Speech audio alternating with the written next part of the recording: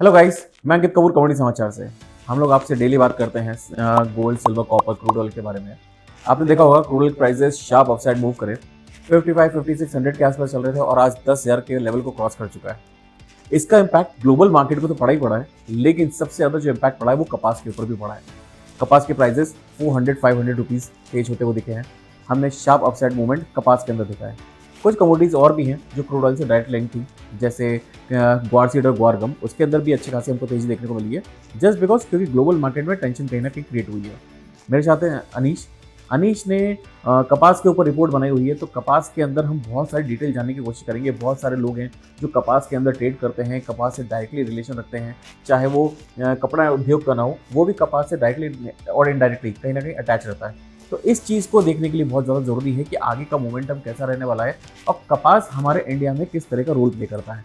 तो सबसे पहले मैं अनीश से बात करना चाहूँगा। अनीश, मार्केट का ओवरऑल अगर व्यू देखूँ, आपने एक रिपोर्ट के अंदर लिखा हुआ है कि 25% कॉपर कपास जो है हमारे इंडिया में प्रोड्यूस होता है, लेकिन उतना ही वैरायटी हमारे यहाँ पे एक्सपोर्ट नहीं होती। उसका कारण क्या है?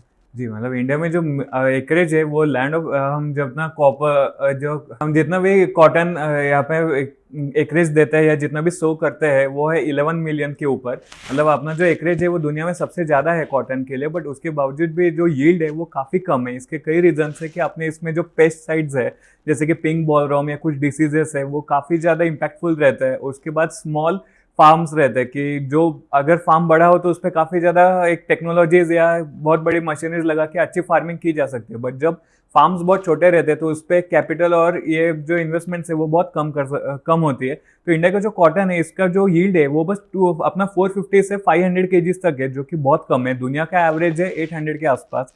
ब्राजील चाइना में हम देखे जाए तो वहाँ पे जो यील्ड है वो है 1800 के ऊपर, चाइना में 2000 के ऊपर, यूएस का जो यील्ड है वो 800 से 1000 के ऊपर। तो गवर्नमेंट का भी एक मिशन है कि इंडिया का जो यील्ड है वो भी बढ़ना चाहिए। बाय 2040 तक गवर्नमेंट की मिशन है कि अपना जो यील्ड है वो 1500 के ऊपर बढ़ जाए। इसलिए गवर्नमेंट काफ़ी ज़्यादा स्कीम्स लाना चाहती है, बट इंडिया में ये इंप्लीमेंट करना काफ़ी ज़्यादा मुश्किल होता है। तो ये है कि अपना एकरेज काफ़ी ज़्यादा है, बट उतना जो कॉटन का जो वैल्यू आना चाहिए यील्ड वो बहुत कम आता है अपने इसमें। सबसे ज़्यादा कॉटन कहाँ पे प्रोड्यूस होता है इंडिया में?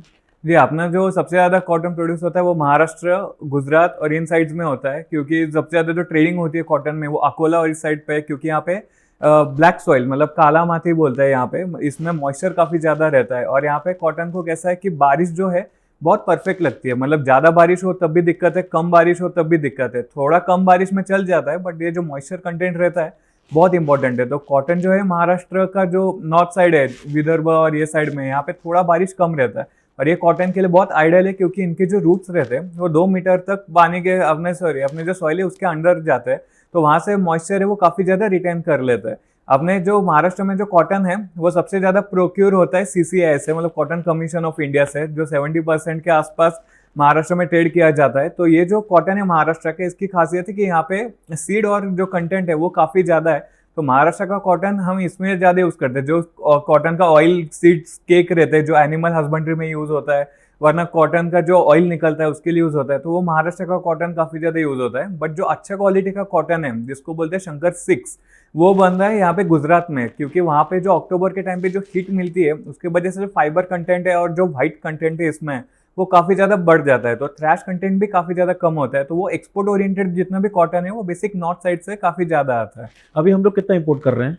अभी हम ऑलमोस्ट 1 से 2 मिलियंस के आसपास इंपोर्ट कर रहे हैं, क्योंकि अपना जो कॉटन है वो एक्सपोर्ट भी काफ़ी ज़्यादा होता है, बट वो एक क्वालिटी के इश्यूज़ है। अपने जो टेक्सटाइल मिल्स है इनको अगर हाई क्वालिटी के अगर अपने गारमेंट्स या फैब्रिक्स अगर एक्सपोर्ट करना हो तो उनको भी हाई क्वालिटी कॉटन लाना इंपॉर्टेंट होता है। तो हम ब्राज़ील से काफ़ी ज़्यादा कॉटन इंपोर्ट कर रहे हैं। बीच में एक यूएस के ट्रेड डील था, उसमें भी हमें थोड़ा सा कंपल्सन था कि यूएस से काफ़ी ज़्यादा कॉटन खरीदने के अपने पर कंपल्शंस थे, बट थोड़ा इंडियन फार्मर्स को प्रोटेक्ट करने की वजह से दोनों गवर्नमेंट में निगोशिएशन चल रहे हैं कॉटन के रिलेटेड। अगर हम बात करें ब्राज़ील की, तो ब्राज़ील से अभी मतलब प्रोडक्शन अगर बात करें ब्राज़ील में तो कितना है?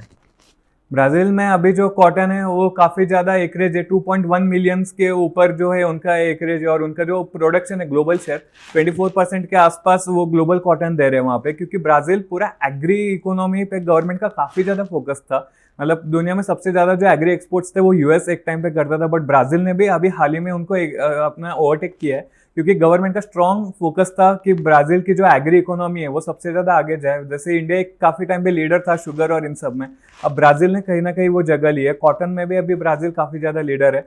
तो ब्राजील ने बहुत ज्यादा अपने एग्री कमोडिटीज को सीरियस लेके उनको एक वर्ल्ड लेवल पे लेके गए वो। अच्छा, जैसे मैं देख रहा हूँ चार्ट्स के ऊपर एक डबल बॉटम पैटर्न बना हुआ है कपास के अंदर और एक बहुत अच्छा ब्रेकआउट 1600 के ऊपर दिया है।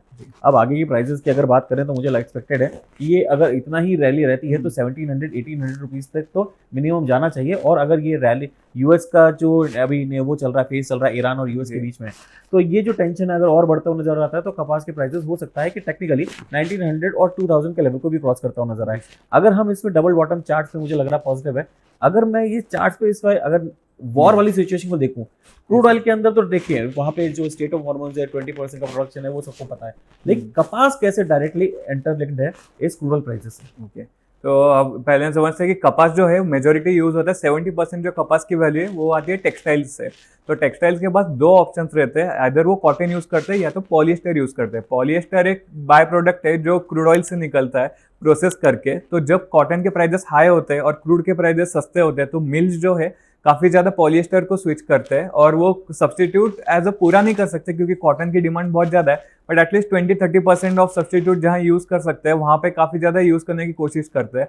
तो अभी जैसे अपना क्रूड ऑयल के प्राइसेस बढ़ रहे हैं वैसे पॉलिएस्टर के भी प्राइसेस काफी ज्यादा बढ़ रहे हैं, इसीलिए लोग जो है वो मिल्स जो है काफी ज्यादा कॉटन के साइड पे स्विच हो रहे हैं। और अभी क्रूड ऑयल के प्राइसेस अगर और ऊपर जाते हैं तो कॉटन के प्राइसेस भी है वो और ऊपर जा सकते हैं। इसका दूसरा कारण भी है कि कॉस्ट ऑफ लॉजिस्टिक्स जो है वो भी महंगे हो जाती है कि उतने कॉटन ट्रांसपोर्ट करने के लिए डीजल्स और ये सब ज्यादा लगता है, गैस भी काफी ज्यादा लगता है, फर्टिलाइजर्स और इन सब कॉस्ट के वजह से। तो जैसे अपना क्रूड ऑयल बढ़ता है वैसे ओवरऑल ये जो प्रोडक्शन इन्फ्लेशन है वो भी काफी ज्यादा बढ़ जाता है, तो ये भी कॉटन के प्राइसेस को ऊपर लेके जाता है। अगर अभी अचानक से युद्ध रुक जाए और सारी चीजें बिल्कुल ठंडी हो जाए तो कॉटन प्राइसेस वापस से नीचे आ जाएंगी। जी, मतलब अभी टेम्परेरी इफेक्ट पे थोड़ा स्लो डाउन देख सकते हैं कि अगर ये वॉर खत्म होता है तो ये जो टेक्सटाइल की डिमांड ओवरऑल वर्ल्ड में है वो थोड़ी कम हो सकती है कि एक रिसेशन या स्लो डाउन के आसपास अगर कुछ आता है तो टेम्परेरी बेसिस पे कम हो सकता है। बट हम देख रहे हैं कि जो टेक्सटाइल डिमांड है वो हर जगह पे काफी ज्यादा बढ़ रही है क्योंकि लोगों की परचेसिंग कैपिटल जो है पावर वो काफी ज्यादा बढ़ते जा रही है और लोगों को कपड़ा बहुत ज्यादा पहले जो अगर साल में दिवाली पे लेते थे या बर्थडे पे लेते थे अब वो फ्रीक्वेंसी काफी ज्यादा चेंज हो गया। अब लोग साल में ऐसे 5 बार 10 बार मतलब बिना किसी ओकेजन के भी शॉपिंग करने जाते हैं। तो यूजुअली जो टेक्सटाइल का कंजम्पशन है वो काफी ज्यादा बढ़ते हुए हम देख रहे हैं। तो अगर ये टेम्परेरी स्लो डाउन भी आता है तो इसके बावजूद भी टेक्सटाइल की डिमांड अगर रिकवर होती है तो कॉटन के प्राइसेस और ऊपर तक आ सकते हैं। बेसिक साइड पे अभी भी हम देख रहे हैं कि डेफिसिट है कॉटन में, जितना सप्लाई आ रहा है और जितनी डिमांड है उसमें 1 to 2 मिलियंस के आसपास का अभी भी डेफिसिट बना हुआ है। अगर हम ओवरऑल बात करें तो यहाँ से आपकी एक्सपेक्टेशन क्या लग रही है फंडामेंटली? अगर मैं बात करूँ तो कॉटन प्राइसेस कहाँ तक जा सकते हैं? क्योंकि टेक्निकली अगर बात कर रहा हूँ तो मुझे एक नया ब्रेकआउट दिखा है 1600 के ऊपर और कम से कम यहाँ से 300 रुपये की यहाँ पे चाल देखने को मिलेगी। तो 1800 1900 तो मिनिमम लग रहा है। और अगर ये डबल बॉटम पैटर्न अगर ये कंफर्म होता है और सारी चीज़ें एज इट इज़ रहती हैं, जो वॉर वाली सिचुएशन अगर सेम रहती है तो मुझे तो एक्सपेक्टेशन लग रही है कि हो सकता है आने वाले टाइम में ये 2300 2400 के लेवल को भी क्रॉस कर सके। और यहाँ पे जो स्टॉप लॉस बनता हुआ नजर आ रहा है वो 1350 के आसपास का स्टॉप लॉस है कि 1350 के नीचे कॉटन जाना अब यहाँ पे काफी मुश्किल लग रहा है। फंडामेंटली अगर बात करें तो वहां तक के क्या टारगेट्स बन रहे हैं? जी, फंडामेंटल्स में भी हम देख रहे हैं कि यहाँ पे जो सप्लाई साइड इश्यूज है वो काफी ज्यादा आ रहे हैं क्योंकि अभी मॉनसून और ये सब प्रॉब्लम्स है काफी ज्यादा, मतलब अनसीजन रेनफॉल्स जो है वो काफी ज्यादा बढ़ रहे हैं। तो कॉटन को मतलब ऐसा है कि परफेक्ट रेनफॉल चाहिए, मतलब वही टाइमिंग्स चाहिए।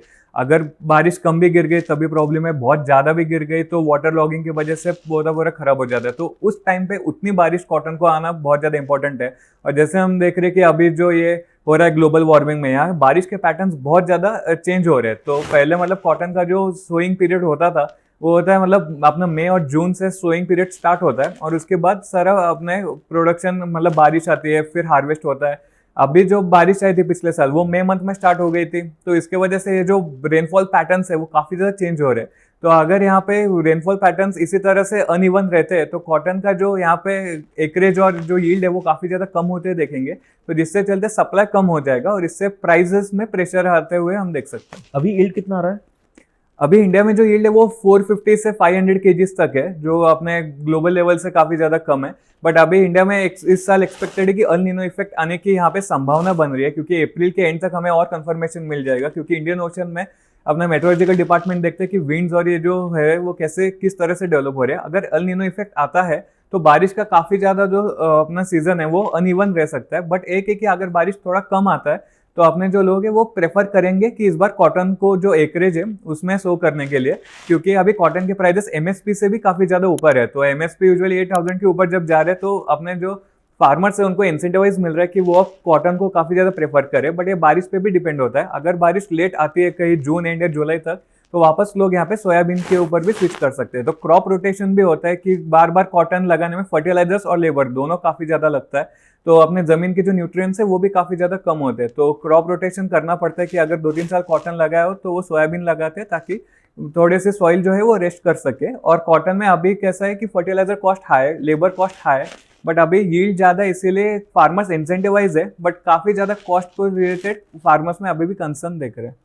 ठीक है, तो ये था कपास के ऊपर पूरी हमने जो बात करी थी। क्रूड ऑयल के प्राइसेस बढ़े जिसके कारण कपास के प्राइसेस बढ़ रहे हैं, कहीं ना कहीं सब्सटीट्यूट के रूप में कपास का इस्तेमाल होते नजर आ रहा है। अगर आपको ये वीडियो पसंद आए तो प्लीज़ शेयर ज़रूर करिएगा अपने दोस्तों के साथ में, अपने फ्रेंड्स के साथ में। Thank you so much. Investments in securities market